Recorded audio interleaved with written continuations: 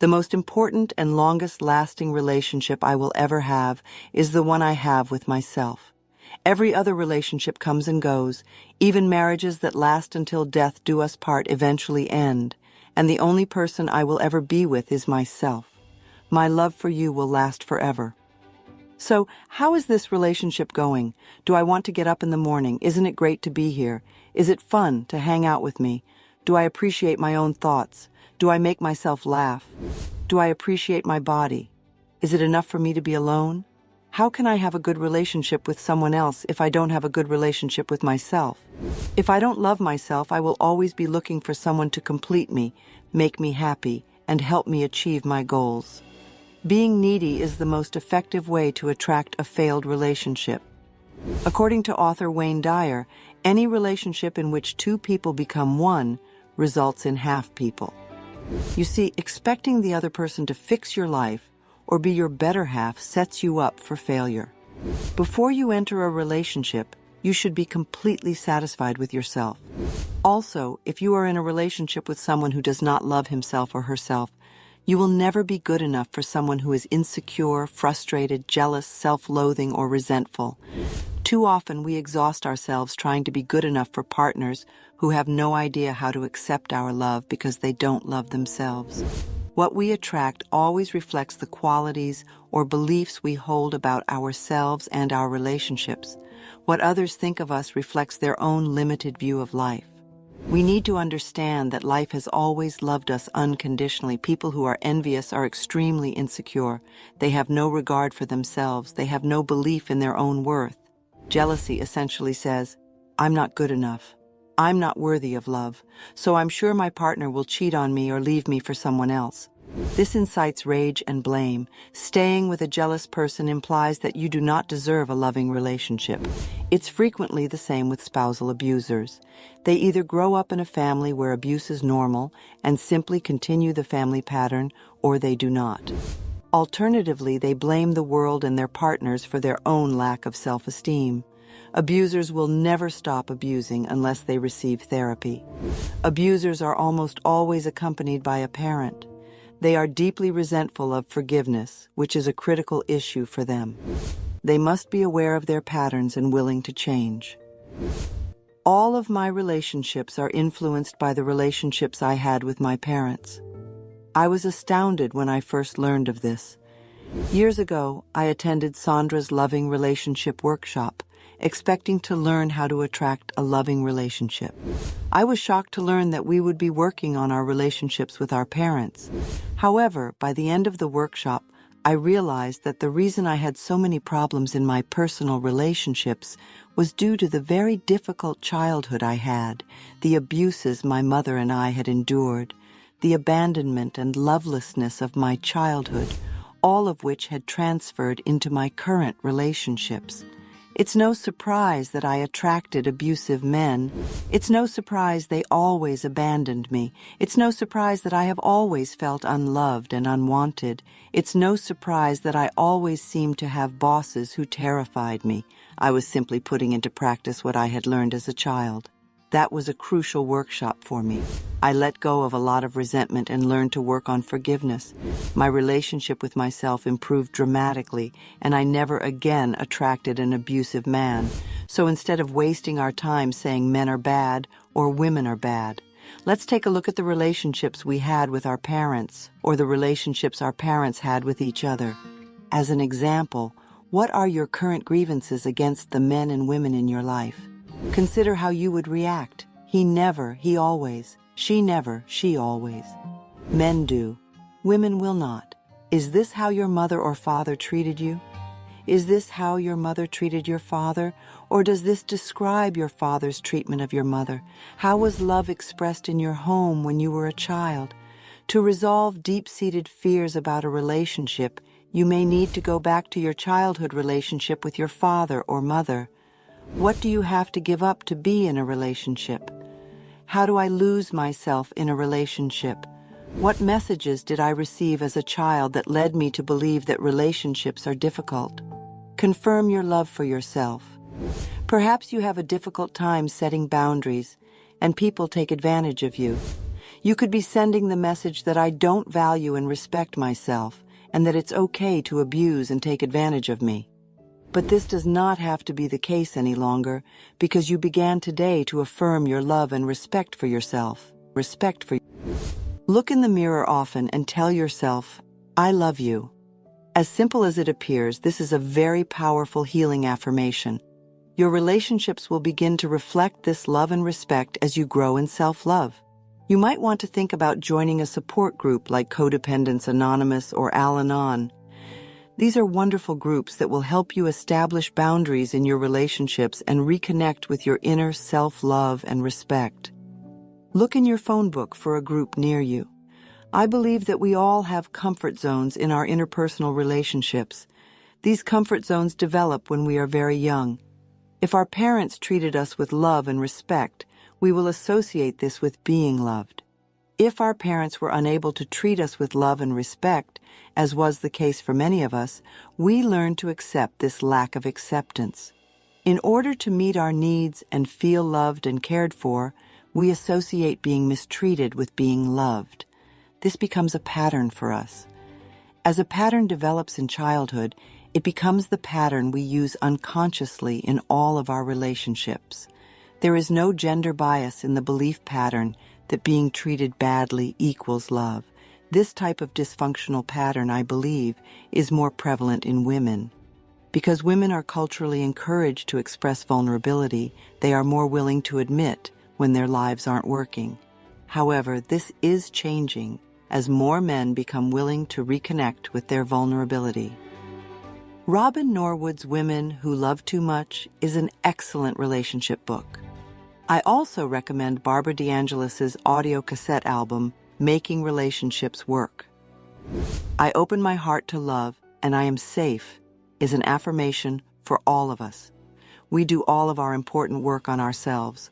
Wanting your mate to change is a subtle form of manipulation, a desire to have power over him or her, and it may even be self-righteousness because it implies that you are superior to him or her. Allow your life partners to be who they want to be and encourage their self-exploration, self-discovery, self-love, self-acceptance, and self-worth. If you are looking for a mate, I recommend making a list of all the qualities you want this person to have, and don't limit yourself to tall, dark, and handsome or cute, blonde, and pretty. Make a list of all the qualities you desire. Then go over this list and see how many of these characteristics you have. Are you willing to invest in developing the ones you don't have? Then ask yourself what it is within you that is denying or delaying this person's attraction to you. Are you willing to change your mind? Is there a part of you that still thinks you're unlovable or unworthy of love? Is there a habit or belief that keeps love at bay? Is there a part of you that says, I never want this. I won't fall in love because I have a marriage like my parents. Perhaps you are feeling isolated. It is difficult to feel connected to others when we are mostly disconnected from ourselves. In this case, you should devote some quality time to yourself right now. Make yourself your best friend. Rediscover what brings you joy, what you enjoy doing, and pamper and spoil yourself. We frequently look to others to make us feel loved and connected, when all they can do is reflect our own relationship with ourselves. What do you believe you are entitled to in an intimate relationship? When we come from a place of feeling, how can we ever get what we truly desire?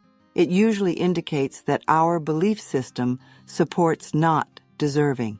Is this what you truly believe about yourself, that you can't have what you truly desire? This particular mental pattern does not have to be true for you. You can start making a change right now. Make a list of things you believe about men, women, love, marriage commitment, fidelity, trust, and children. These lists will reveal any negative beliefs that need to be changed. Some of the messages hidden in your consciousness may surprise you. Clean them out, and you might be surprised at how different your next relationship will be. It's worth noting that most psychics report that the majority of their clients ask at least one of three questions. Psychics are frequently asked the same questions.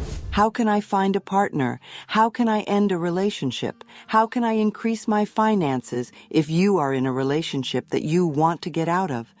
Use that all-powerful tool blessing with love. Affirm, I bless you with love, and I release you. You are free, and I am free. This should be done frequently. Then be very clear about what you do want in a relationship. Make a list if necessary. Meanwhile, work on loving yourself constantly and love and accept the other person completely as they are. One of two things will happen automatically as you change and grow on the inside. The other person will either align with your desires or disappear entirely. If they disappear from your life, this transition will be painless. Always begin with self-love and appreciation. Everything else will be different.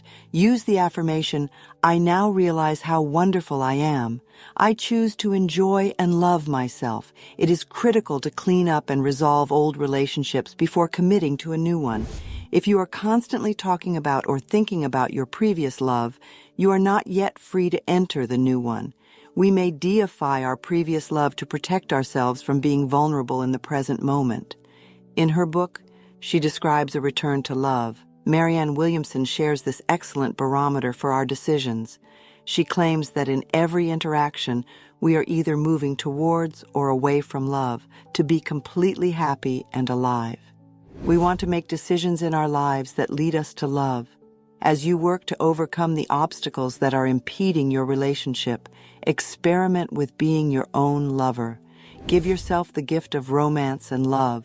Prove to yourself how unique you are. Take care of yourself. Give yourself small tokens of kindness and appreciation. Purchase flowers for yourself. Surround yourself with pleasing colors, textures, and scents. Life always reflects back to us what we are feeling on the inside. The right person to share your growing sense of intimacy will be drawn to you like a magnet as your inner sense of love and romance grows. Most importantly, you will not have to give up any of your personal intimacy in order to be with that person. When an affair ends, it is common for us to fall into the I'm not good enough routine and punish ourselves. We believe this because the other person no longer wishes to spend time with us. There must be something wrong with us, and we frequently experience deep despair. However, it is not true that there is something wrong with us. Every relationship is a learning experience. We get together for a short time. For as long as we can, we share energy and experiences. We learn what we can together, and then it's time to part ways. This is perfectly normal and natural. Avoid the pain of partying by not clinging to an old romantic relationship. Don't put up with physical or emotional abuse just to be with someone. Clinging to old experiences will never lead to a fulfilling life. When we allow ourselves to be disrespected, we are saying, I am not worthy of love, so I must stay here and accept this behavior. I can't stand being alone with myself, and I'm pretty sure I will never find another relationship. These negative affirmations depress you. Instead, pay attention to the signals. When a relationship ends, life gives you the opportunity to try something new. This can be a time for deep gratitude, acknowledging the good times you had together and appreciating all of the learning experiences, after which you can let go of that relationship with love and move on with your life. This is the time to love yourself tenderly and understandingly. This is not the end of the world for you. It's the beginning of a new phase of self-love. This new chapter in your life has the potential to be far more wonderful than the one you've just finished. Affirmations for your personal relationships. I've come here to discover that there is only love. I'm realizing how wonderful I am. I choose to appreciate myself as a magnificent creation of a loving God. I am infinitely loved and accept it now. I am ready and willing to be in a wonderful, loving relationship. By thinking positive, loving thoughts, I establish a loving and supportive relationship. I welcome love into my heart. It is safe for me to express my feelings of love. Everyone gets along with me. There is joy and laughter wherever I go. I speak from the bottom of my heart. People adore me, and I adore them. I'm at peace with life. I have always had the ideal partner in my life. My love for myself keeps me safe and secure. I have a good relationship with life. Life adores me, and I am secure. I encircle everyone in my life in a circle of love, regardless of gender. I include my friends, family, co-workers, and anyone from my past.